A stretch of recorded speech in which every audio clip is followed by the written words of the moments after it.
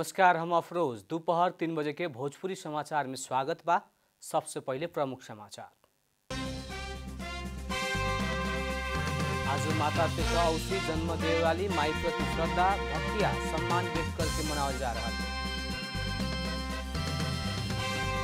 निर्वाचन आयोग द्वारा स्थानीय तह निर्वाचन के तेज तैयारी दर्ता भइल दल के उम्मीदवार सबके आज निर्वाचन चिन्ह दे रहा है। एमाले अध्यक्ष ओली राजावादी से गठबंधन कैल कांग्रेस नेता पौडेल के आरोप। 5 दल गठबंधन संविधान लोकतंत्र के पक्षधर भइल जीते। तालिबान द्वारा अफगानिस्तान में सत्ता कब्जा बाद करीब 500 आदमी बेपत्ता कैल खुलासा। बागलान प्रांत में 86 जन की हत्या। Indian premier league IPL T20 cricket में लखनऊ सुपर जायंट की जीत।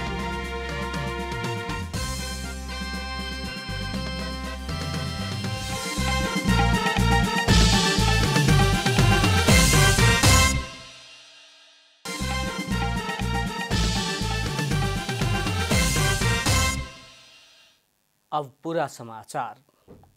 आज माता तीर्थ औसी जन्मदेवेला माता प्रति श्रद्धा भक्ति सम्मान आदर करके आशीर्वाद लेके माता तीर्थ औसी मनावल जा रहा बा। आज के दिन सवेरे से ही उठ के नेहा के अपन माता के निमन निमन लुगा और मीठा मीठा खाए वाला खाना दे के आशीर्वाद ले के चलन रहते आइल बा। माता ना भइल सब आज माता के नाम में श्राद्ध करत माता के याद करे करलाटे। दिवंगत माता के समझना में काठमांडू थानकोट लगे के रहल माता तीर्थ में आज मेला लागेला। विगत के वर्ष में कोरोना वायरस महामारी रोकथाम के कारण सरकार लॉकडाउन घोषणा कैला के कारण माता तीर्थ मेला प्रभावित भइल रहे। ऐसे भक्तपुर के नेवार समुदाय सब आज भक्तपुर के हनुमान घाट में जाके माता के याद करके श्राद्ध करके तर्पण देवे के करेला। निर्वाचन आयोग स्थानीय तह के निर्वाचन के खातिर उम्मीदवारी देहल दल तथा व्यक्ति सबके आज निर्वाचन चिन्ह प्रदान कर रहल बा। निर्वाचन आयोग में स्थानीय तह निर्वाचन के खातिर दर्ता भइल दल सब उत्सव के अपन दल के चिन्ह मिली त स्वतंत्र उम्मीदवार के खातिर निर्वाचन आयोग चिन्ह प्रदान कर रहल बा। इससे पहले सुख के आयोग उजुरी ऊपर छानबीन करके उम्मीदवार के अंतिम नामावली प्रकाशन कर चुकल बा। उ सबके ही आज निर्वाचन चिन्ह प्रदान करे लागल बताओल गइल बा। उम्मीदवार सबके निर्वाचन चिन्ह मिलना लगते मौन अवधि शुरू होके से पहले तक प्रचार प्रसार करे के मिली। स्थानीय तह निर्वाचन आवेला वैशाख 30 गते एक चरण में मतदान होगी। नेपाली कांग्रेस के वरिष्ठ नेता रामचंद्र पौडेल नेकपा एमाले के अध्यक्ष केपी शर्मा ओली राजावादी सबसँगै गठबन्धन कर रहल आरोप लगौले बानी। शनिचर के काठमाडौँ में आयोजित एगो कार्यक्रम में बोलत वरिष्ठ नेता पौडेल ओली पुरातनपन्थी और भ्रष्टाचारी सबसँगै गठबन्धन कर रहल आरोप लगौने। वहाँ के विकास के नाम में नेकपा एमाले के कार्यकर्ता सब केंद्र से बजट ले जाके अपने उपभोक्ता अपने ठेकेदार बनल रहल और बजट सबे पाकिट में राखल आरोप लगौने। वरिष्ठ नेता पौडेल नेकपा एमाले बारंबार संसद ऊपर हमला करके जनता के अधिकार पर हमला कैल बताउने। वहाँ के नेपाली कांग्रेस ओली प्रवृत्ति संगे सामना करे के खातिर परिवर्तन के पक्षधर संविधान के पक्षधर और नेपाल में लोकतंत्र के पक्षधर सबके एक ठाउँ में रह के गठबंधन कैल बताउने।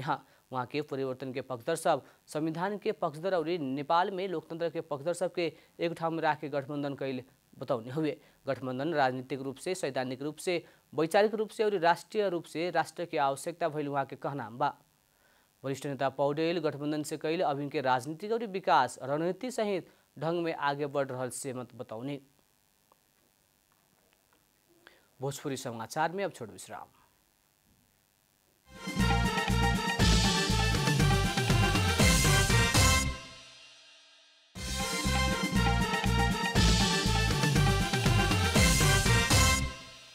भोजपुरी समाचार में अब थप समाचार।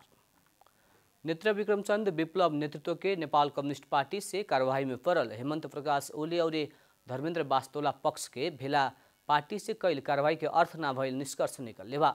हेमंत प्रकाश और धर्मेंद्र पक्ष के भेला के बाद एगो प्रेस विज्ञप्ति जारी करत विप्लव से कैल कार्रवाई खारिज करत अपना सब संपूर्ण गलती सब सच्यावे खातिर उनकरा के आग्रह कैल बतौले बा। विज्ञप्ति में हेमंत प्रकाश और धर्मेंद्र पक्ष पार्टी निर्माण में लागे के खातिर केंद्रीय समिति जनवर्गीय संगठन शहीद बेपत्ता परिवार घायल तथा अपांग सबके आग्रह कैले बाटे। विप्लव में वामपंथी खोल भीतर दक्षिणपंथी अवसरवाद देखल गईला से ओह विरुद्ध संघर्ष कर रहल हेमंत प्रकाश और धर्मेंद्र पक्ष के आरोप बाटे।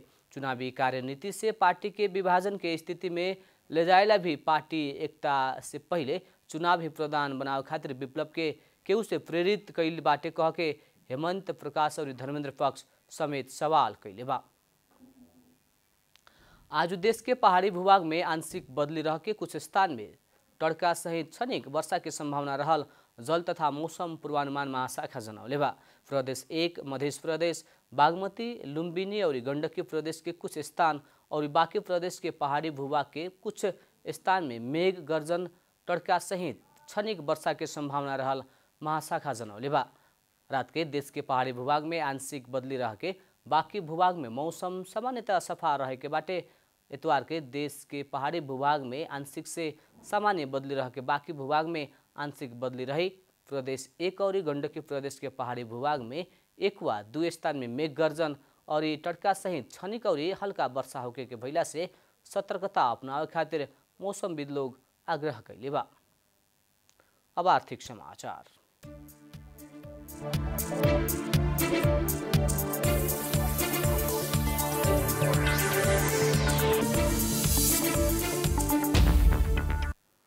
नेपाल नागरिक उड्डयन प्राधिकरण के महानिर्देशक इंजीनियर प्रदीप अधिकारी जनता के दुख देख के आंतरिक उड्डयन से 22 सेवा कंपनी से कमाइल पैसा सह्य न होके के चेतावनी दिले बानी।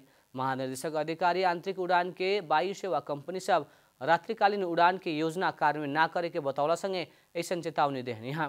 वहाँ के दूध खाए वाला बच्चा, बीमार, सुतकरी घंटों विमानस्थल में बैठे के पड़ला से जनता के मार पड़ला से घंटों विमानस्थल में बैठे पड़े के समस्या समाधान की खातिर आंतरिक विमानस्थल सब 18 घंटा और अंतर्राष्ट्रीय विमानस्थल सब 24 घंटा संचालन करे के निर्णय कैला से स्पष्ट कैने।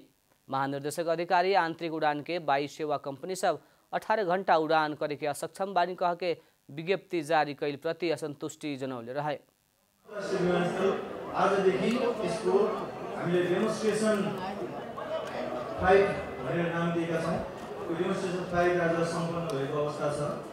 नेपालको नागरिक उड्डयन क्षेत्रमा 74 वर्ष पछाडि दोस्रो अन्तर्राष्ट्रिय विमानस्थल हाम्रो भूमिमा हामीले सम्पन्न गरेको छौँ, निर्माण सम्पन्न गरेको छौँ। वैसे ही महानिर्देशक अधिकारी तत्काल त्रिभुवन अंतर्राष्ट्रीय विमानस्थल के हवाई उड़ान में देखल गई ट्रैफिक जाम समाधान करे के खातिर जेठ 2 गते से 24 घंटा संचालन में ल्याव लागल बतौली बानी। भोजपुरी समाचार में छोट विश्राम।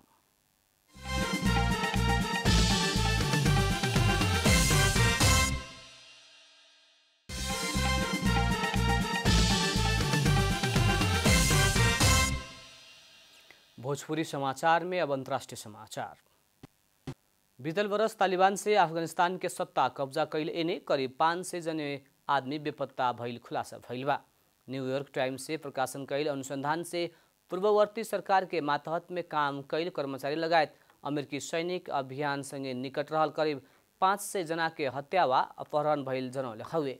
न्यूयॉर्क टाइम्स के अनुसंधान के मुताबिक अफगानिस्तान के बाघलान प्रांत में मात्र 86 जन के हत्या भइल और कांदाहार प्रांत में 114 जन के बेपत्ता पारल गई जनावल गई बा। तालिबान आम माफी के नाम में पूर्व सैनिक सबके पहचान खुलावे लगावल और ओकरा बाद उ सबके हत्या तथा अपहरण करे कैल न्यूयॉर्क टाइम्स जनौले बा। इन्हें तालिबान के अधिकारी सब पूर्ववर्ती सरकार के अधिकारी के हत्या और अपहरण कैल कहे वाला आरोप के खंडन कैले बाटे। तालिबान विश्व में अपन बदनाम करावे के खातिर विपक्षी सब दुष्प्रचार कैल टिप्पणी समेत कैल न्यूयॉर्क टाइम्स जनौले बा। अब खेलकूद समाचार।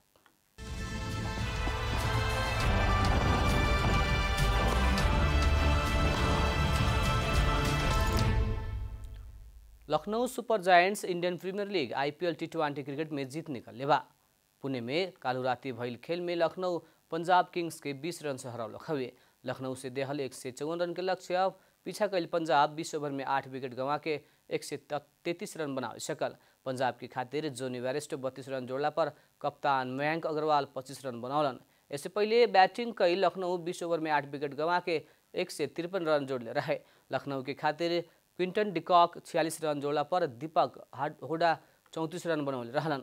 लखनऊ की छठा जीत हुए लखनऊ 8 खेल में 12 अंक जोड़ले बाटे। लखनऊ तेसरे स्थान में पहुंचल बाटे। पंजाब 9 खेल में 8 अंक जोड़ले बाटे। पंजाब 7वां स्थान में रहल बा।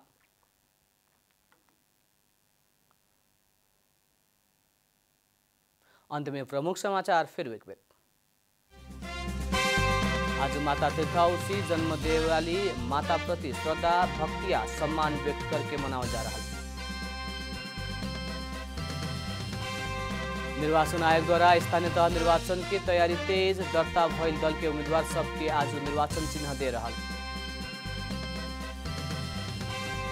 एमाले अध्यक्ष ओली राजावादी से गठबंधन कैल, कांग्रेस नेता पौडेल के आरोप 5 दल गठबंधन संविधान लोकतंत्र के पक्षधर भइल जिकिर। तालिबान द्वारा अफगानिस्तान में सत्ता कब्जा करीब 500 आदमी बेपत्ता कैल खुलासा, बागलान प्रांत में 86 जने की हत्या। Indian premier league IPL T20 cricket में लखनऊ सुपर जायंट्स के जीत।